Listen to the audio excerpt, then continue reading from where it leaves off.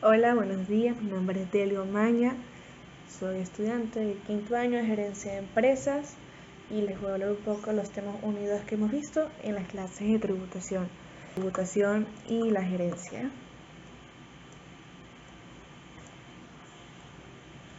El tema tributario genera una obligación según el Código Orgánico y la reforma del año 2020, donde nos indica que la sanción más económica es de 100 euros y puede llegar a ser hasta de 130.000 euros.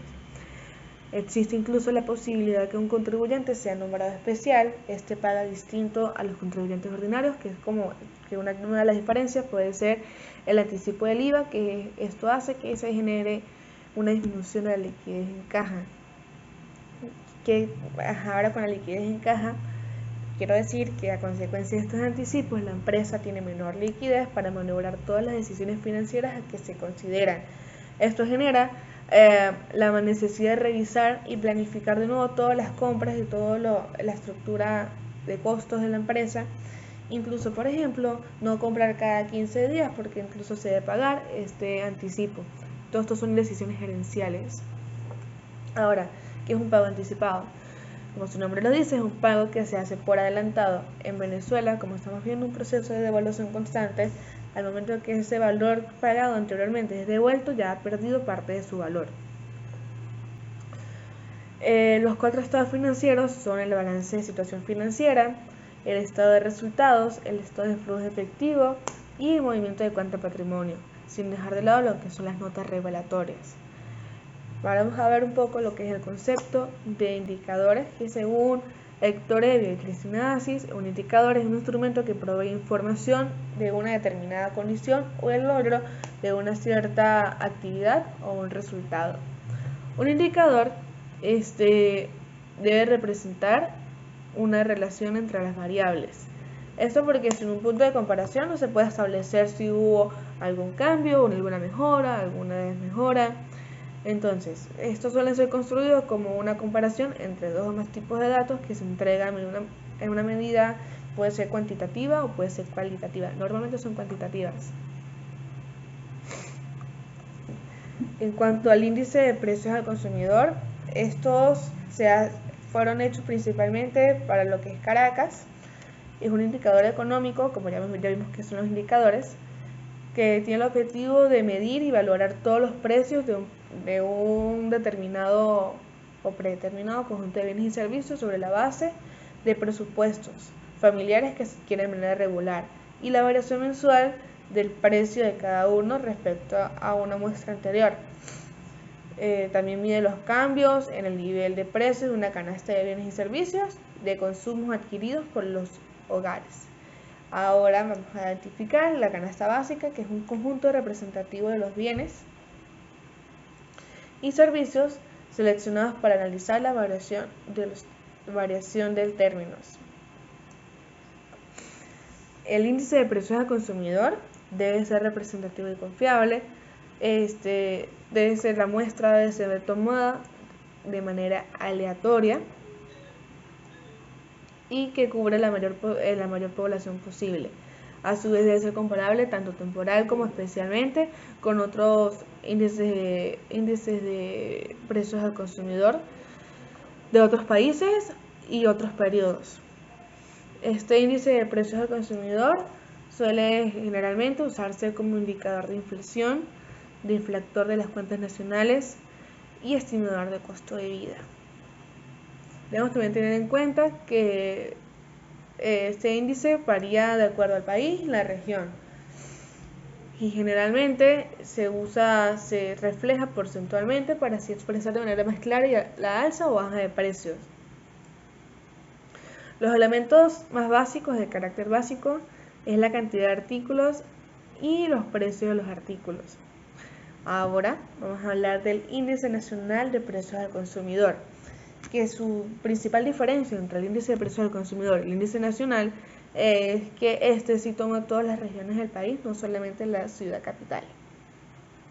Entonces este es un indicador económico que tiene como objetivo medir la evolución en el tiempo de los precios de un predeterminado conjunto de bienes y servicios, conocidos como la canasta o la cesta familiar, que ya les expliqué previamente.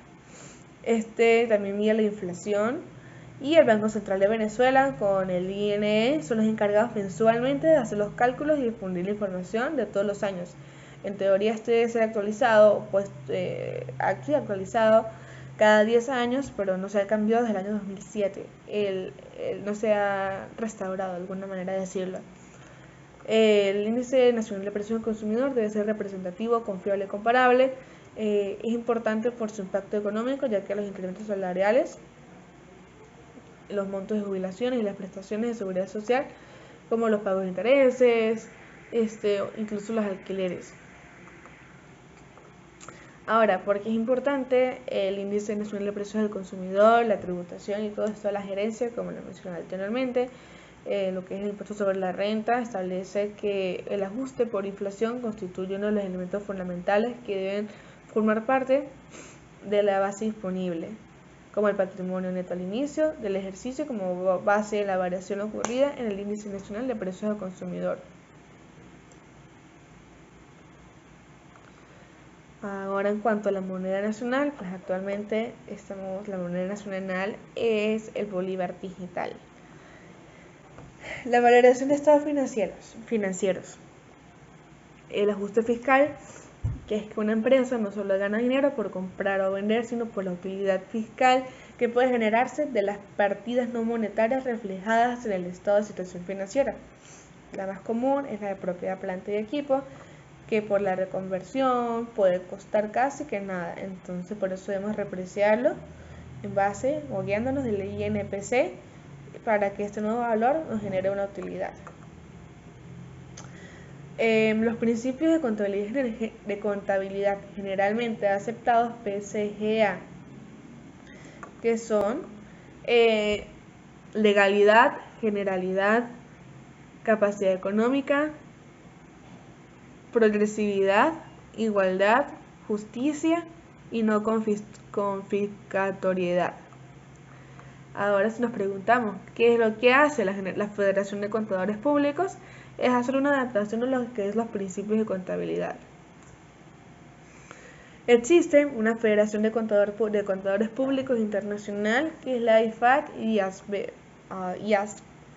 La Federación de Contadores Públicos se encarga de traducir todo lo de las NIF y su traducción oficial se hace en México. Para que una empresa funcione bien hay que plantear ciertas cosas en los estados financieros que toda forma parte de un esquema o proceso gerencial, como es la necesidad de los usuarios, objetivos de los estados financieros, hipótesis fundamentales, características cualitativas, elementos de los estados financieros, reconocimiento, medición y concepto de mantenimiento de capital.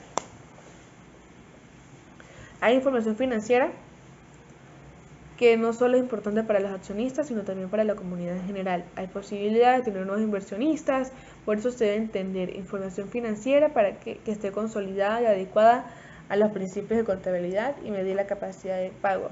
Para los empleados, la necesidad de información es la estabilidad y rentabilidad de sus empleadores. Para los proveedores, es la capacidad de pago. Los clientes esperan tener una continuidad de la empresa, el marketing o una plusvalía. Y el gobierno, la distribución de los recursos. Cada uno tiene necesidades diferentes. Entonces el gerente es el que conduce este barco para satisfacer todas las necesidades. Aquí es brindar información financiera sobre la empresa y allí está la realidad patrimonial. Se debe saber el rendimiento y la liquidez que tiene la empresa, el comportamiento, la vulnerabilidad, la rentabilidad. Medir el desempeño a través de un ejercicio económico con ejercicios regulares, que es regulares de enero a diciembre, o irregulares, que puede ser cualquier mes del año, y esto puede determinar se analiza con el estado de resultados. Todo esto forma parte de los principios de contabilidad generalmente aceptados, que ya hablamos anteriormente. Ahora, en cuanto a los elementos de los estados financieros, en el estado de situación financiera, vemos el activo, pasivo y patrimonio, y en el desempeño están los ingresos y gastos. Los activos es un suceso pasado porque lo compré en un momento determinado, lo controlo y obtengo un beneficio. Los pasivos le doy a un proveedor cierta deuda que nació en un evento pasado y genera la necesidad de pagar, porque si no me embarga, no me genera un daño mayor, una deuda mayor. También puedo sacar provecho de ese producto porque algún producto que compré con un préstamo puede obtener alguna utilidad. Todo lo que se pueda consumir o obtener de comprar a crédito, debo hacerlo. El patrimonio, que es como siempre lo hemos visto, que es activo menos pasivo. Ahora, en cuanto a los ingresos, es el incremento de los beneficios económicos y se mide siempre por la función de un tiempo determinado, que será siempre 12 meses, al igual que los gastos, que es la decreción de los beneficios económicos. En cuanto a la medición de los elementos, está el costo histórico, el costo corriente, el valor de realización y el valor presente. En cuanto al pasado es el costo histórico, el presente, el costo corriente, el valor realizable y el futuro es el valor presente. Por ejemplo, si compramos un activo en un momento determinado, en enero puede costar $500 y si voy a constituir una empresa en octubre, ya no cuesta 500 sino 550, y ya para el 2022 si yo quiero vender el activo, ya no me van a dar 550 sino me van a dar 400. Este es el valor realizable. Ahora, las partidas monetarias y no monetarias. Entonces, existen partidas en las cuentas reales que por sus características o cualidades pueden mantener o cambiar su valor. Entonces, si estas se mantienen, son cuentas monetarias, y las que se deprecian o debemos revalorizar son las cuentas no monetarias. Por eso, al revalorizarlas, se le debe pagar al impuesto sobre la renta.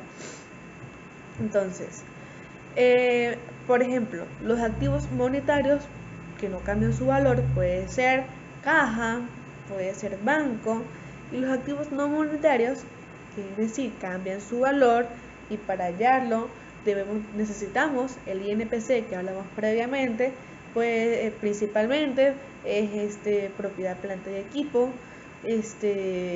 maquinaria, propiedad intelectual, plusvalía.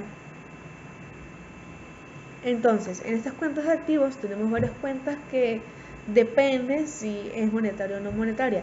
Por ejemplo, la cuenta de cuentas por cobrar está, si por ejemplo la deuda está en una moneda, en alguna divisa, representaría una cuenta no monetaria, ya que su valor se va actualizando constantemente. Ahora, si la deuda está en bolívares y se va a mantener igual, pasaría a ser una cuenta monetaria. Ahora, los impuestos, si son una cuenta monetaria, ya que si no se pagan a tiempo, debemos pagar una multa, entonces ya está ahí, se estaría revalorizando. El inventario de mercancías representa una cuenta no monetaria, ya que en el tema 3 lo hemos visto, que se hace una cédula de revalorización también con el INPC. El capital social también es otra cuenta que no es monetaria. A este capital social también se le aplica la cédula de patrimonio, que se hace con el factor actualización y el INPC que hemos hablado anteriormente. Al igual que la cuentas por cobrar, los pasivos en pago proveedores también dependería de en qué monto, en qué moneda tenemos la deuda. Los pasivos corrientes pues son no monetarios. Los préstamos también depende de qué moneda son el préstamo, y el capital social, como ya lo vimos anteriormente, son no monetarios.